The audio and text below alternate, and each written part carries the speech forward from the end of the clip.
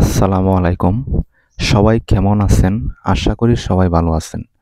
আমার এই ছোট্ট চ্যানেলে নতুন একটি ভিডিও নিয়ে আসলাম, যা আপনাদের মাঝে তুলে ধরব এখন। এখন আমি আছি দুর্গাপুর রুটে। শ্যামগঞ্জ থেকে দুর্গাপুর যে রুটটা বয়ে চলে গেছে, আমি কিন্তু এই রুটে আছি। আমরা আছি 6 জন। আমরা কিন্তু সিএনজি দিয়ে যাচ্ছি শ্যামগঞ্জ থেকে দুর্গাপুর। সেখানে গিয়ে আমরা দেখব নদীনালা, খাল-বিল, পাহাড়। এখন কিন্তু আমরা আছি জারিয়া ও জাঞ্জালির মাঝখানে যে ব্রিজটা রয়েছে সোমেশ্বরী নদীর উপরে, অথবা কংস নদী বলে সবাই চিনে। ওই নদীর উপরে, ব্রিজের উপর দিয়ে যাচ্ছি আমরা দুর্গাপুর। এখানের ভিউটা বেশ মোটামুটি ভালো। এটা অনেকেই চিনে। এখান থেকে বালু সারা বাংলাদেশেই চলে। এখন কিন্তু আমরা রয়েছি দুর্গাপুর উত্তরাইল বাজার অথবা বিরিসি বাজার। হাতের ডান দিকে পেয়ে গেলেন নদী বাংলা রিসোর্ট এবং স্বর্ণা রিসোর্ট, আরও অনেক রিসোর্ট রয়েছে। এখন আমরা যে জায়গাটাতে রয়েছি সেটা হচ্ছে দুর্গাপুরের যাওয়ার আগে যে ব্রিজটা পড়ে সোমেশ্বরী নদীর যে শাখা, ওই ব্রিজের উপরে দাঁড়িয়ে রয়েছে। এখন কিন্তু এই বছর 2025 সালে কিন্তু এই নদীতে যে বালু উত্তোলন করে সারা বাংলাদেশে প্রচার করা হয়, সেই বালু কিন্তু এখন কাজ বন্ধ রয়েছে, যার কারণে একেবারে এলাকাটা শান্ত এবং নিরিবিলি। আমরা সিএনজি থেকে নেমে এখানে উপভোগ করলাম। পাহাড়ে দূরে কিছু পাহাড় দেখা যাচ্ছে। এখন যে জায়গাটাতে রয়েছে সেটা হচ্ছে দুর্গাপুর শহর কাছেই একটা খেলার মাঠ। দুপুরবেলা আমরা এখানে একটু রেস্ট করলাম, আর কিছু বাচ্চা পোলাপান আনন্দ সহকারে খেলা করছে এবং চারপাশে বসার যে কিছু স্থান করা দেওয়া হয়েছে, এগুলা দেখে বেশ ভালো লেগেছে।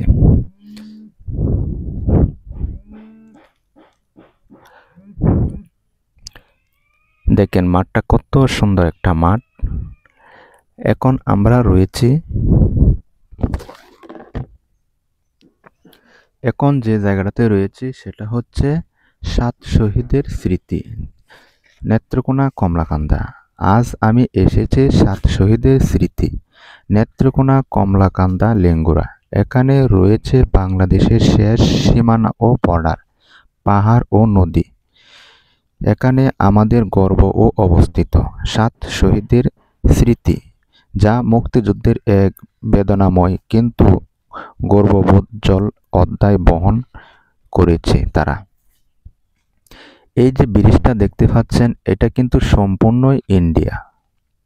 নদীটার মূলত পড়েছে অর্ধেক বাংলাদেশে, অর্ধেক ইন্ডিয়া। এই ব্রিজটা কিন্তু ইন্ডিয়ান ব্রিজ। এবং এই যে পাহাড়গুলো দেখাচ্ছে এখন, এটা কিন্তু ইন্ডিয়ান। এই নদীটা সোমেশ্বরী নদীর একটা শাখা বলে পরিচিত, যা বাংলাদেশে এসেছে ইন্ডিয়া থেকে। 7 শহীদের মাজার মূলত 1971 সালে মহান মুক্তিযুদ্ধের সময় ওই অঞ্চলের পাকিস্তানি হানাদার বাহিনীর ও তাদের দোসররা তাণ্ডব চালায়। কমলাকান্দা ছিল সীমান্তে ঘেরা একটি গুরুত্বপূর্ণ এলাকা, মেঘালয় সীমান্তের খুব কাছে। এখানে দেশের স্বাধীনতার জন্য জীবন দিয়েছিলেন 7 জন বীর মুক্তিকামী মানুষ। তাদের স্মরণে পরবর্তীতে নির্মিত হয় এই 7 শহীদের স্মৃতিসৌধ।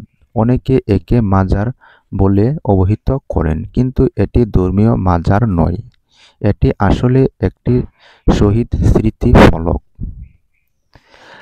7 শহীদের স্মৃতি রয়েছে অসংখ্য মেহগনি গাছ।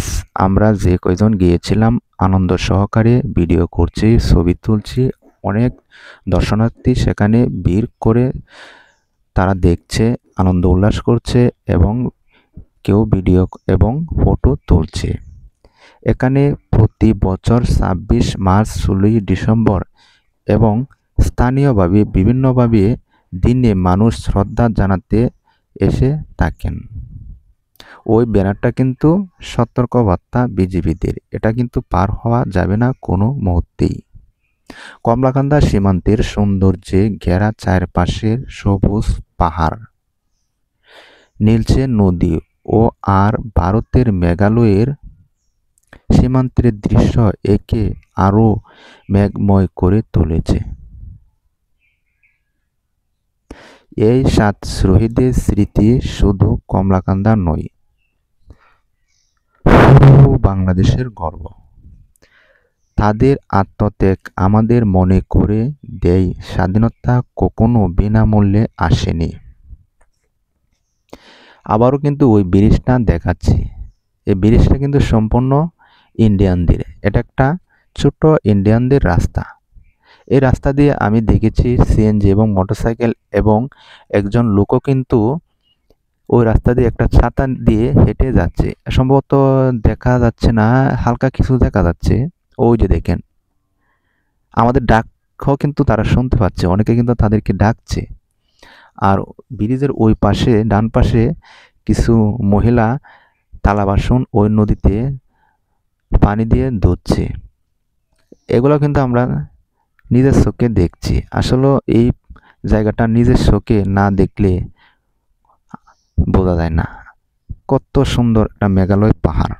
আসলে দেশ যখন ভাগাভাগি হয়েছিল, আসলে বড় বড় পাহাড়ই কিন্তু ইন্ডিয়াদের হাতে। বাংলাদেশে যেগুলো আছে এটি একবারই ছোট, তারা সব কিছুই নিয়ে দখল করে বসে আছে। এখন কিন্তু আমরা যে জায়গাটা দিয়ে যাচ্ছি সেটা কিন্তু লেঙ্গুরা বাজার থেকে আমরা কিন্তু যাচ্ছি চন্দ্রডিঙ্গা এবং পাতলাবন আমরা যাব। রাস্তাটা দেখেন, আমরা সিএনজি দিয়ে যাচ্ছি 6 জন, এবং রাস্তা দিয়ে যাচ্ছি, এবং এটা কিন্তু সম্পূর্ণই বর্ডারের রাস্তা, এবং উঁচু পাহাড় যেন খাড়াভাবে দাঁড়িয়ে রয়েছে। অসংখ্য সুন্দর একটা ভিউ, নিজের চোখে না দেখলে আসলে বিশ্বাস করা যায় না। এখানে কিন্তু গ্রামের ছোট রাস্তাও কিন্তু মেরামতের কাজ চলছে। এর আগেও অবশ্যই এই রাস্তা দিয়ে এসেছিলাম। রাস্তাটা কিন্তু এখন নতুনভাবে করা হয়েছে অনেক সুন্দরভাবে, যেন বর্ডারের লোকজন কোনোভাবে কষ্ট না করতে পারে। রাস্তা দিয়ে যাচ্ছি, এবং হাতের বাম দিকেই যেন পাহাড় যেন মেঘ ছুঁয়েছে। অসংখ্য সুন্দর একটা ভিউ। দেখেন পাহাড়টা কত সুন্দর। এখন যে জায়গাটাতে রয়েছে এটা কিন্তু পাতলাবন। পাতলাবনের সম্পর্কে আর কি আর বলবো। পাতলাবন জায়গাটা অনেকেই আমরা চিনে থাকি। সুন্দর এই পাহাড়টা যেন একেবারে দাঁড়িয়ে দেখলে যেন একেবারে আমাদের শরীরের কাছে এসে ছুঁয়েছে। অসংখ্য সুন্দর একটা সবুজ পাহাড়। পাহাড়ের নিচে উপজাতিরা কিছু চাষাবাদের জমি চাষ করছে। বাংলাদেশের উত্তর ও পূর্ব প্রান্তে নেত্রকোনা কমলাকান্দা সীমান্তে উপজেলা ঘেরা একটি উপজেলা। কমলাকান্দা প্রকৃতির এক অপূর্ব ক্যানভাস। এখানেই মেঘালয়ের পাহাড়ের পদদেশ অবস্থিত। মনোমুগ্ধকর এক গ্রাম পাতলাবন। পাতলাবন যেন প্রকৃতির আঁকা এক চিত্রপট। চারিদিকে সবুজ পাহাড়, আর পাতলাবনের পূর্ব দিকে বয়ে গেল এক নদীর শাখা, পাহাড়ের ছোট ছোট জিরি। পাতলাবন সকালে শীতের কুয়াশায় পাহাড়ের গা ঢাকা পড়ে থাকে, আর বিকালে পাহাড়ের গায়ে লেগে থাকে সূর্যের সোনালি ঝিলিক।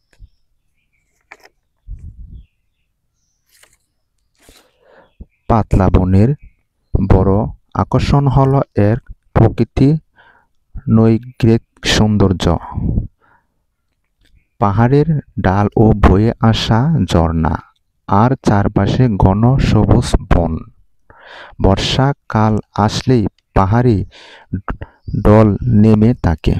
পাতলাবন শীতকালে বাতাস ঠান্ডা আর সবুজে ভরা শান্ত পরিবেশের মন ভরে দেয়। পাতলাবন জায়গাটাতে আমি যখন ভিডিও করছিলাম তখন দুজন বিজিবি আমাকে বলেছে, আমাদের ছবি তোমরা তুলবা না, তোমরা সুন্দরভাবে ছবি তুলে চলে যাও এখান থেকে। এখন যে জায়গাটাতে রয়েছে এটা কিন্তু কমলাকান্দা শহর। আমরা সিএনজি দিয়ে আসার সময় এখানে কিন্তু আমরা সবাই একটু ব্রিজে নেমে কিছু খাওয়া দাওয়া শেষ করে কিন্তু একটু ভিডিও করে ভাবলাম চলে যাব শ্যামগঞ্জ। দেখেন আমাদের লোক কিন্তু সেখানে একটু দাঁড়িয়ে রেস্ট করছে। এই হচ্ছে কমলাকান্দা ব্রিজ। এখানে কিন্তু নেত্রকোনা, টাকরকোনা, ময়মনসিংহ কত কিলো দেওয়া হয়েছে। পাশেই কিন্তু একটা দেখা যাচ্ছে ওই যে বিল্ডিং এর উপরে, এটা কিন্তু একটা খাবারের রেস্টুরেন্ট। এখন যে সময়টাতে রয়েছে সেটা কিন্তু বিকাল টাইম। এই হচ্ছে কমলাকান্দা ব্রিজ পার হলেই একটুখানি কাছেই কমলাকান্দা হাওর।